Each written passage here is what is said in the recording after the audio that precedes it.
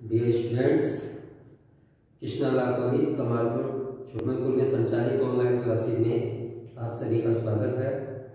मैं आज BA LLB व LLB पाठ्यक्रम में जूरिस्प्रूडेंस सब्जेक्ट पर प्राकृतिक विधि अर्थात नेचुरल लॉ पर परिचय दूंगा और इसके जो सिद्धांत थे, जो 4 प्रकार के सिद्धांत थे, उनमें से मैंने 3 इससे पहली वीडियो में बता दिए हैं। आज मेरा तीसरा सिद्धांत पुनर्जागरण के सिद्धांत पर अपना विचार होगा। आज मैं इसका जो परिचय है उस पर बताने से पहले जूरिस्प्रूडेंस का जो प्राकृतिक विधि है थोड़ा उस पर ही प्रकाश डालता हूँ, जरा ध्यान से सुनिए।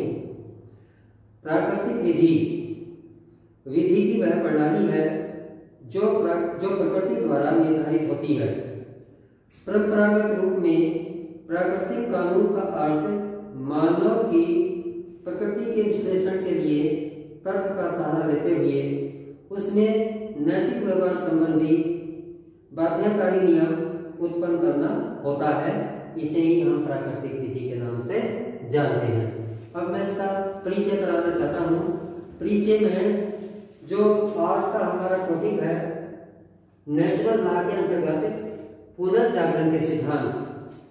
इन पुनर्जागरण के सिद्धांतों को हमने 4 वर्गों में विभाजित किया, 4 वर्गों में बांटा। सबसे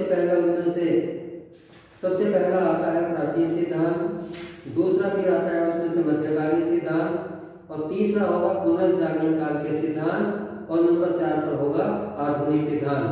तो आज का जो मेरा लेक्चर है वो पुनर्जागरण के सिद्धांत पर है। पुनर्जागरण के सिद्धांत अर्थात रिनेसेंस थ्योरीज, और रिनेसेंस थ्योरीज का जो परिचय है, इंट्रोडक्शन है, उसके बारे में मैं अपना लेक्चर देने जा रहा हूं। ध्यान से सुनिए। परिचय: कल्पनावाद और अन्य नए विचार की स्थितियां। कल्पनावाद और अन्य नए विचार की स्थितियां पुनर्जागरण के सिद्धांत पर लागू हुई। इस काल में ज्ञान के सभी क्षेत्र में एक सामान्य जागरण और नए विचारों का जन्म हुआ। ज्ञान के नए और विकसित क्षेत्रों और वैज्ञानिक खोजों ने पहले के स्थापित मूल्यों के आधार को ध्वस्त कर दिया। तर्कवाद रैशनलिज्म युग की पुकार बन गया। दूसरे, वाणिज्य के क्षेत्र में विकास से समाज में नए वर्गों की सृष्टि हुई जो राज्य से अधिक संरक्षण चाहते थे। उपनिवेशीकरण से राज्यों के बीच एक स्पर्धा उत्पन्न हुई। इसने राष्ट्रीयता की संकल्पना को जन्म दिया। इस संकल्पना से निकलने वाली एक बात यह थी कि राज्य को पूर्ण संप्रभु शक्तियां प्राप्त होनी चाहिए। इन बातों ने एक साथ मिलकर ऐसी शक्तियों की सृष्टि की जिन्होंने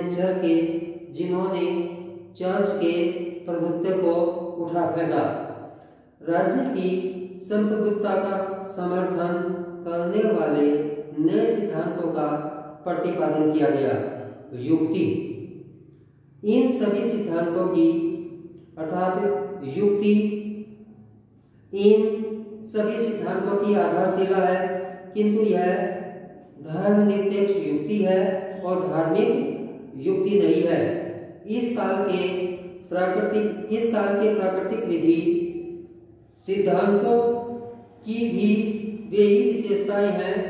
ये सिद्धांत इस कल्पना पर अग्रसर होते हैं कि समाज का आधार एक सामाजिक संविदा है। तो परिचय जानने से पता चला कि समाज का आधार एक सामाजिक संविदा है। अब सामाजिक संविदा किस रूप में है जरा जानिए। यद्यपि सामाजिक संविदा का उल्लेख प्लेटो ने रिपब्लिक में भी देखने को मिलता है, किंतु हम इटली के मार्सिलियस जो 14वीं शताब्दी के पूर्वार्ध में हुआ था में ही इसे एक संकल्पना के रूप में पाते हैं। संक्षेप में यह संकल्पना है कि आदि काल में मनुष्य प्राकृतिक अवस्था में रहता था। आदि काल में मनुष्य प्राकृतिक अवस्था में रहता था उसकी न तो कोई सरकार थी न कोई विधि। इस स्थिति को कुछ ने क्लेश और उत्पीड़न की स्थिति कहा और अन्यों ने सुख और हर्ष की स्थिति कहा। उसके बाद सिद्धांत व्यक्ति की स्वतंत्रता का समर्थन करने में काम आया।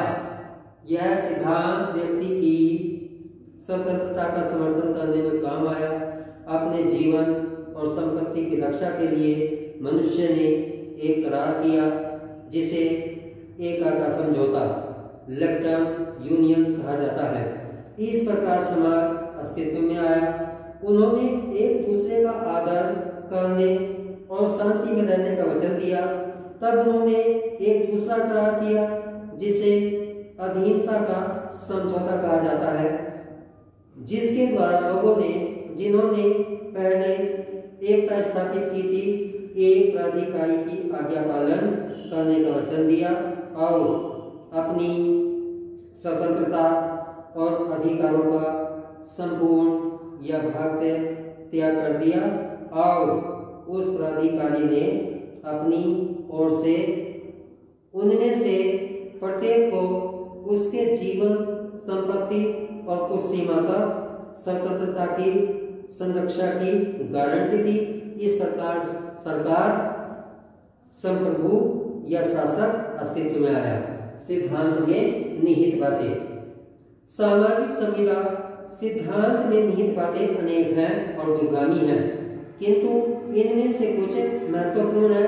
प्रथम यह कि लोग राजनीतिक शक्ति के स्रोत हैं और दूसरी यह कि उन दार्शनिकों की समाज की संकल्पना व्यक्तिवादी है।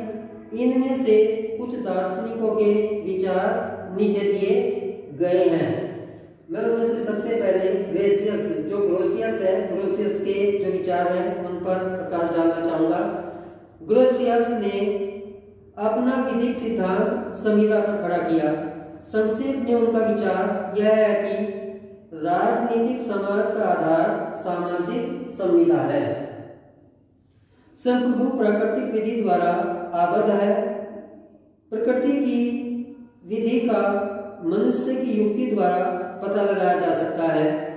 इस पर सावधानी पूर्वक ध्यान दिया जाना चाहिए और ग्रोसियस की युक्ति टॉम्स की युक्ति के समरूप नहीं है। यह मनुष्य की अपने आप में समर्थित युक्ति है। अब प्रश्न यह उठ सकता है कि यदि शासक प्राकृतिक विधि के अनुरूप कार्य नहीं करता है तो क्या उसकी आज्ञा का उल्लंघन किया जाना चाहिए? ग्रोसियस कहता है कि शासक चाहे कितना भी दुष्ट क्यों न हो, प्रजा का यह कर्तव्य है कि उसकी आज्ञा का पालन करे। उसे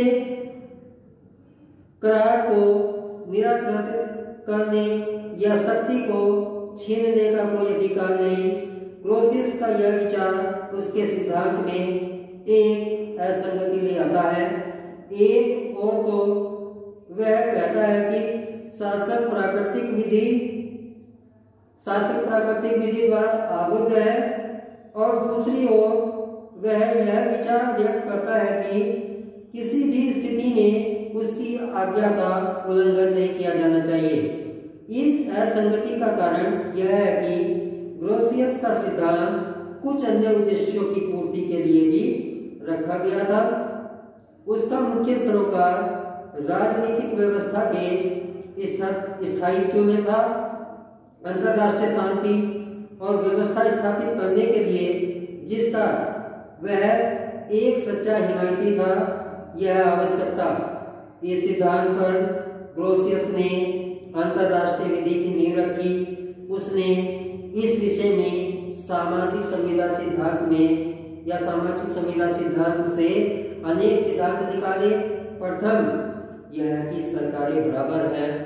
दूसरा यह कि अपने विदेशी संबंधों में सरकारें पूर्णतः स्वतंत्र हैं। तीसरा यह कि सरकारों के बीच दिए गए वचन आबद्ध कर प्रकृति के होते हैं, क्योंकि किसी वचन को पूरा करना प्राकृतिक विधि का एक सिद्धांत है। तो इस प्रकार से हमने ग्रेसियस के विचार थे वो किस बात पर, सामाजिक संविदा पर ही आधारित थे। उसके बाद फिर आता है हाब्स। 1588 से लेकर 1679 तक चला। उन्होंने भी अपने विचारों को व्यक्त किया। हाब्स का सिद्धांत भी सामाजिक संविदा को आधार बनाकर चलता है। सामाजिक संविदा से पूर्व मनुष्य अव्यवस्थित दशा में रहता था। अपनी रक्षा का विचार और दुख और पीड़ा से बचना उसकी प्रकृति में निहित है। वह सामाजिकता की भी इच्छा रखता है। इन स्वाभाविक प्रवृत्तियों ने उसे संविदा करने के लिए और अपनी स्वतंत्रता और शक्ति को किसी सत्ता को सौंप देने के लिए प्रेरित किया। प्रकृति की विधि का पता युक्ति द्वारा लगाया जा सकता है, जो यह कहती है कि किसी मनुष्य को क्या करना चाहिए और उसे क्या नहीं करना चाहिए। सुरक्षा और व्यवस्था की मनुष्य की एक स्वाभाविक इच्छा होती है। उसे केवल एक ऐसी सच्ची सत्ता को स्थापित करके ही प्राप्त किया जा सकता है जिसका आज्ञा पालन किया जाए। इसलिए हाब्स निरंकुश समाजवाद का समर्थक है। प्रजा को संप्रभु के विरुद्ध कोई अधिकार नहीं और किसी भी स्थिति में संप्रभु की आज्ञा का उल्लंघन नहीं किया जाना चाहिए। इस प्रकार से जो हाब्स होता है उसके निरंकुश शासनवाद अर्थात शासनवाद के लिए उसका समर्थन, निरंकुश समाजवाद के लिए शासनवाद के लिए उसका समर्थन। हाब्स का प्राकृतिक विधि का सिद्धांत संप्रभु के निरंकुश सत्ताधारी होने का समर्थन करने के लिए है। उसने एक सुस्थिर व्यवस्था की हिमायत की। ब्रिटेन के गृह युद्ध में उसके सिद्धांत ने राजा का समर्थन किया। व्यक्तिवाद, भौतिकवाद, उपयोगितावाद और निरंकुश शासनवाद, इन सभी का ताना बाना हाब्स के सिद्धांत में है। ऑस्टिन उसका अधिक ऋणी है और बाद में अन्य अनेक विधि शास्त्रियों ने भी उनसे प्रेरणा ली। उसके बाद फिर आता है जॉन लॉक। अब जॉन लॉक ने क्या कहा? यह पहले कहा जा चुका है कि मध्यकाल में चर्च सर्वोपरि था। तब पुनर्जागरण काल आया और बदली हुई स्थितियों और नवीन राजनीतिक सिद्धांतों ने दृढ़ता से राज्य की संप्रभुता की वकालत की। अब राज्य बहुत ही शक्तिशाली हो गया। इसने व्यक्ति के महत्व को कम कर दिया। तथापि बाद के विकासों ने व्यक्ति को कुछ स्वतंत्रता की इच्छा करने को प्रेरित किया। संप्रभु की शक्ति के विरुद्ध व्यक्ति का समर्थन करने के लिए प्राकृतिक विधि की एक नई व्याख्या आवश्यक थी। लॉक इस उद्देश्य को लेकर अग्रसर हुआ। उसने प्राकृतिक विधि और सामाजिक संविदा की एक नए ढंग से व्याख्या की। लॉक के अनुसार प्राकृतिक अवस्था स्वर्ण युग की थी। केवल संपत्ति ही असुरक्षित थी। संपत्ति की संरक्षा के प्रयोजन के लिए ही मनुष्य ने सामाजिक संविदा की। इस संविदा के अधीन मनुष्य ने अपने सारे अधिकारों को नहीं सौंपा, अपितु केवल उसके एक भाग को सौंपा, नामतः व्यवस्था कायम रखने के अधिकार को और प्रकृति की विधि को प्रवृत्त करने के लिए अपने प्राकृतिक अधिकार जैसे जीवन, स्वतंत्रता और संपत्ति का अधिकार उसने अपने पास रखा। सरकार और विधि का प्रयोजन प्राकृतिक अधिकारों को कायम रखना और उनकी संरक्षण करना। जब तक सरकार इस प्रयोजन की पूर्ति करती है तब तक उसके द्वारा निर्मित विधियां मान्य और आबद्धकर होती हैं, परंतु यदि ऐसा नहीं करती तो उसकी विधियों की कोई मान्यता नहीं होती और उस सरकार को हटाया जा सकता है।